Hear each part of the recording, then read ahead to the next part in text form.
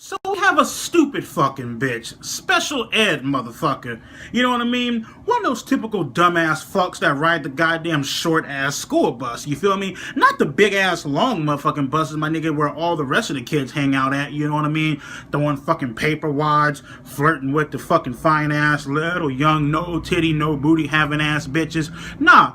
This punk ass motherfucker rides the short ass school bus. You know what I mean? Mentally challenged kids. I'm not saying shit about mentally challenged motherfuckers. You know what I mean? He doesn't have it all. He's not wrapped too tight. In other words, he's not playing with a full deck of fucking cards. You know what I mean? And that one individual who I'm talking about is no pun intended! What is going on, everyone? My name is... well, you've already heard it. But welcome to my Week 10 battle for the UBC. If you guys enjoy my Draft League content, please leave a like or a comment on the video. I would very much appreciate it. Now, unfortunately, this is the final week of the regular season, so we don't have any chance of making playoffs. We're way too far behind at this point. But that doesn't mean this game doesn't have any significance. My opponent is Redekai, the coach of the Minnesota Timberwolves, and he just has to make sure he doesn't get like 6-0'd or something to ensure a playoff berth. But considering that his postseason chances are not completely assured just yet, I figure I had to give him somewhat of a serious game, and he kind of wanted me to give him somewhat of a serious game, so we're gonna do that. I was kind of hoping I'd actually get to meme at the end of the season, just because this isn't the kind of team I necessarily like using that much, but we're gonna have to use it one more time in a proper manner. Give it a little bit of respect. Moving on to Redekai's actual team, it's one with a lot of Volt Turn and many potential coverage moves he could go with. And neither of those archetypes I handle very well on this team. I don't have the best hazard game when compared to his squad, only 2 stealth rockers and not very many removers. So I'm not really able to wear down his Volt Turn mons without using my offense in a very reckless manner. And I have multiple mons with glaring 4x weaknesses that he could exploit. One thing I don't have to worry about though is an annoying defensive wall. Umbreon is really his only option for that role, and I find that a lot of my physical offense punishes even a physically defensive Umbreon very, very well. How well, you may ask? Well, that's why I have the team. So, these first 3 mons are my intended sweepers. I don't know which one I'm going to end the game with, but I hope to use all of them at some point. Mimikyu, Kartana, and Snorlax. They're primarily going to be using their stab moves to attack, and they don't have great matchups admittedly against steel types like the Mega Scizor on Redekai's team, but I'm okay with that. The 3 mons I'm not showing currently are designed to handle Mega Scizor, and technically Gengar as well, but Mimikyu does beat Gengar, which the other 2 don't really. But the rest of my team is designed to eliminate mons that resist these types of attacks. So starting things off, we have Mimikyu. A bit disappointed that I haven't been able to use it more creatively than just Swords Dance plus 3 attacks, but it's been pretty much necessary the way that this team is constructed. If it does get up an SD though, it can deal big damage to Redekai's team. He doesn't handle Ghost plus Fairy Stab very well, aside from, say, the Scizor, as I mentioned before, and Shadow Sneak is very useful for picking off mons like Victini and Gengar, so I felt like it was almost a necessary bring. Kartana wasn't really a necessary bring, but I decided to give this stupid paper cut thing one more shot. It hasn't really impressed me very much during the season, but I figure it has at least an okay chance to get off a Swords Dance against the kind of team that Redekai is bringing. The needed speed investment is here to outpace Virizion, and if I can get up to +2, a Corkscrew Crash KOs a fully max physically defensive Umbreon. And the last mod we're going with is Snorlax. If I can eliminate his Mega Scizor and his Gengar, and that's sort of part of my strategy, then Redekai doesn't have very many options to stop a Curslax set. This is my 3rd time trying this. We're going to see if it works this time. I know it's very difficult to execute, but I really, really want to. This time, however, I am running Chople Berry over Leftovers because he does have a lot of potential options for fighting coverage. Focus Blast from Excelgor, Focus Blast from Virizion, Focus Blast from Victini, Brick Break from Victini, Focus Blast from Gengar. I'm just a bit worried about him packing fighting coverage or something to go against me. And the big worry I had is Fightinium Z Dragonite. Considering that I faced off against Fighting Z moves in 2 of my games, I just know it's a very common bring, and I want to be able to shut it down. Now, I say that the second half of my team is a bit more defensive, but really, it's only Slowbro that's running a more defensive set. The strategy behind Slowbro is that it's going to switch into Mega Scizor the first time it comes out, and if Redakai clicks U-turn, my eject button is going to activate, I get at least a decent chunk of my health back with Regenerator, and I can just go right into my Magneton, trap, and kill him with a Specs boosted Hidden Power Fire. The only way his Scizor lives that if he's a Max Spidef variant, and if that's the case, he most likely doesn't have Superpower, which, by the way, is another fighting type coverage move that could come from my Snorlax. And if I can execute that trap play correctly, he loses one of his best switch-ins to my Snorlax, my Kartana, and my Mimikyu. But that's not their only purpose. Slowbro is also my best defensive check to his Dragonite as well as his Piloswine. Ice Beam is specifically for that Dragonite, and Scald for Piloswine. I could not avoid using those two moves. And then Flamethrower is just in case I needed to hit a Mega Scizor that thinks it can set up on me. Just in case he gets any stupid ideas. But then Magneton is holding the Choice Specs because I didn't really see much of a point to utilizing its defensive properties, and if it could just fire off really powerful flash cannons and volt switches, then I'd be very, very happy. That and his Toxic immunities are also not very good, because the fourth move I have in this set is Toxic. Just in case he brings a Max Spidef Umbreon, I want to be able to at least kind of punish that. I mean, Magneton does not really have the best move pool anyway, so what choice did I have? And the last mod we're going to talk about is Drapion, a mon that I haven't really gotten to use that much on this team, simply because it kind of gets a bit redundant with some of the other mons I have, but Drapion just made a ton of sense because its speed tier allows it to run the Choice Scarf pretty effectively. It enables it to outspeed Victini, hit it with a knockoff, Virizion hit it with a Poison Jab, Excelgor hit that thing, a +1 speed Dragonite gets outsped by my investment, and I can hit him with Ice Fang. But the big mon that I want to remove from Redakai's side of the field is his Gengar. If he gets a kill, I can just come in and Pursuit Trap Gengar, and there's no chance he has it surviving. Now, the tricky part of this entire strategy is that it means I have to play without switch-ins, so I have to be pretty aggressive, but I've been that way the entire season, so what's the difference? Now, the fact that Rhett did not bring his Dragonite is a huge relief. As his Zmon, Dragonite is a huge problem for my team to face off against. It has a ton of coverage, and I'm certainly happy not to have to guess what kind of set he is. But with that in mind, it's time for my lead matchup, and I make probably the worst possible lead matchup I could have done. I thought Slowbro would be able to switch in on a potential Piloswine lead, but even if it did that, I probably would have had to swap out because I didn't want to activate my eject button just yet until the Sizzle was in. So I probably should have just let off with Kartana or Mimikyu straight up and just been more willing to sack one of my offensive pieces since I had a bunch of mons available to replace their roles. Instead, though, I'm dumb. He just leads off with his Rotom Wash, and that's especially a bad lead matchup, because it means I have to go into my Snorlax, because it's the only mon that can potentially take a Volt Switch, or a Hydro Pump, or a Will-O-Wisp. And if he ended up going for Trick Scarf there, then that would have crippled my entire set.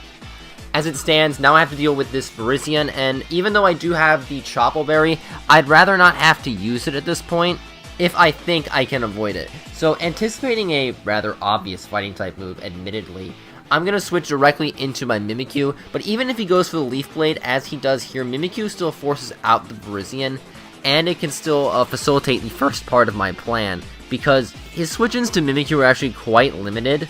Because Victini can't take a hit, Gengar can't take a hit, Rotom presumably would prefer not to take a hit, and Piloswine would rather keep its HP for something else. So I'm hoping he goes hard Mega Scizor, but I'm going to click Shadow Claw anyway in order to cover the risky Victini or Gengar switch-in he could potentially do, although the Scizor switch-in was quite obvious, at least in my opinion. Now the crit kinda stinks, but because of what I'm about to do, it's not going to end up mattering. Because I'm immediately going to switch into my Slowbro, hoping he goes straight for an attacking move. He does click Bullet Punch, I get sent into my Magneton, I can click Hidden Power Fire, and Scizor just drops.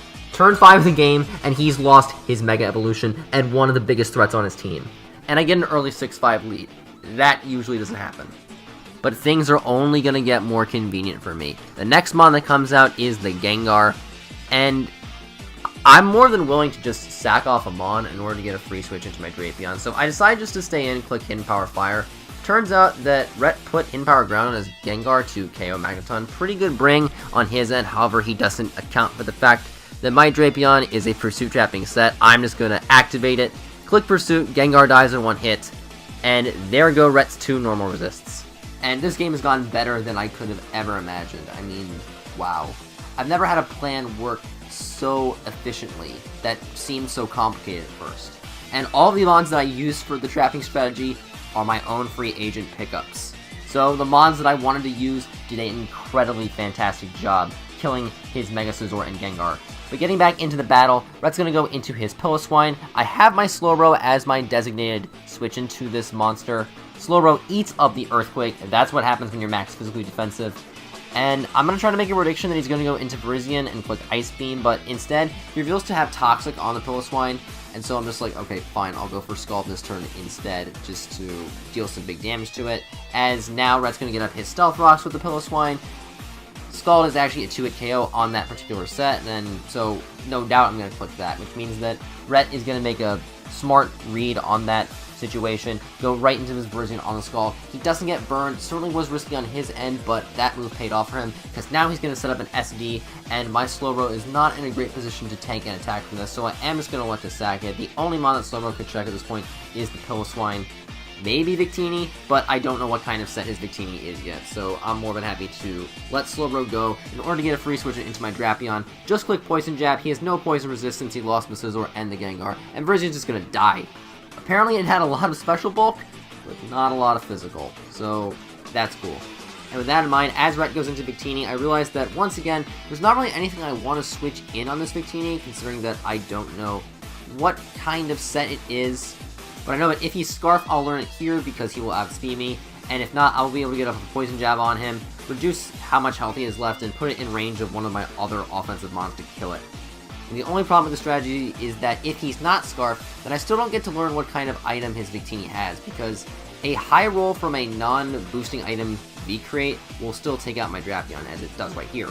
So until I know whether he's an offensive item or he has a Colbur Berry, I'm not comfortable bringing in Kartana. If I had here, it probably would have been able to get the sweep and I would have won 3-0, but if he's Colbur Berry, then I just lose Cart, and that's one of the key mons I need to kill his Rotom Wash, which is still at full health. So instead, I'm going to make the more middle ground play and go into my Mimikyu. Just clicking Shadow Claw here, I know he's not Scarfed, so he can't outspeed Mimikyu at -1 speed. And instead, Rhett is just going to choose to sack off his Piloswine. He gets off some damage on Mimi with the Ice Shard, but I'm a Life Orb variant, I don't need the health. Or at least I thought I didn't need to worry about HP, because I felt even if he goes in a Rotom Wash, I can take 1 Volt Switch from this mon, but I actually don't. I guess that's what happens when you're an offensive variant of Mimikyu, but hey.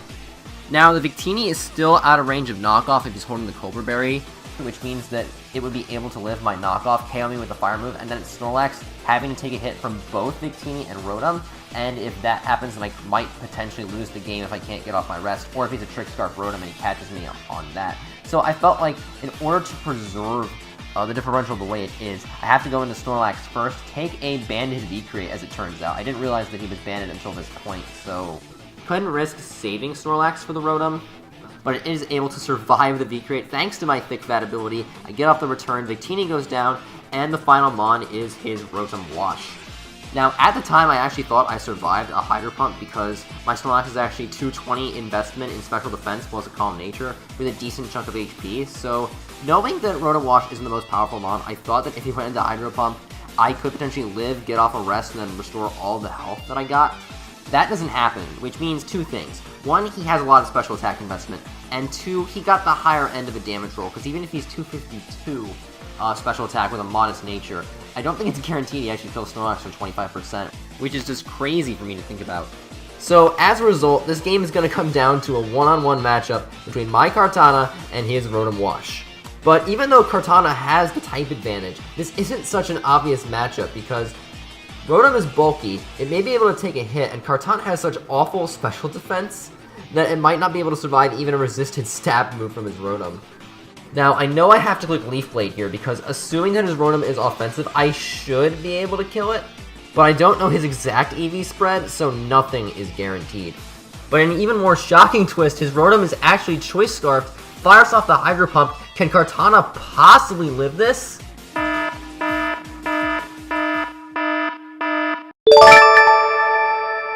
Oh my god! Wow! Oh my god! We hold on at 10%. The Leaf Blade comes off, Rotom dies, and the Philadelphia Egg/Slash finish their UBC Season 6 at 4-6. Oh boy. That game was way too close for comfort, but I think I did a really good job of ensuring the victory, even if I burned off some differential points doing it. I'm just glad I don't have to worry about that game anymore. But GG to Redikai, go check him out. I hope I put his link in the description. Please tell me I did. But that is how we're going to end the season, with Kartana picking up its one and only kill on the final turn of the final game. I am never drafting that thing ever. Now, if you enjoyed this video, please make sure to leave a like, subscribe to my channel for more Pokemon-related content like this. I'm currently not committed to any leagues, so it may be a while before I start uploading matches again, but I still have some stuff planned, although I'm getting quite a bit busier as the spring goes on, and I may not be all of that free until summertime, so we'll see what happens. I'll go whatever way the wind takes me. But thank you all for watching. My name is No Pun Intended, and until I see you next time, take care. NPI! What's up with it, cuz? Get the fuck out of here, bitch!